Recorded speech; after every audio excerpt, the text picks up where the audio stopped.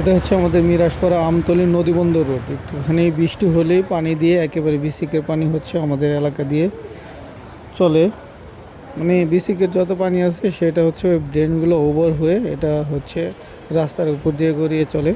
তো পর্যাপ্ত পরিমাণ বৃষ্টি হলে এই প্রবলেমগুলো হয়। এটা একেবারে এই দিক দিয়ে আপনি দেখতে পাচ্ছেন একেবারে বিসিকের সেই রাস্তাগুলো হচ্ছে ডুবে গেছে। আর বিসিকের রাস্তাগুলো তো অলওয়েজ বৃষ্টি হলে পানিতে ডুবে যায়, আর হচ্ছে সেই পানিগুলো আমাদের এলাকা দিয়েই হচ্ছে প্রবাহিত হয়। তো আসলে এখানে আসলে বলার কিছু নেই, যথাযথ কর্তৃপক্ষের দৃষ্টি আকর্ষণ করেই বলছি। অনেক ব্যবস্থাই তো নেওয়া হলো, কিন্তু কোনো ব্যবস্থায় আসলে কার্যকর ব্যবস্থা না। কার্যকর ব্যবস্থা গ্রহণ করেন যাতে করে জনসাধারণের কষ্ট না হয়, জনসাধারণের দুর্ভোগে না পড়ে। বৃষ্টি হলে পানি জমবে এরকমটা বলে আসলে পিছু পা না হওয়াটাই উচিত। যথাযথ কার্যক্রম ব্যবস্থা নেওয়া উচিত আমি যেটা মনে করি।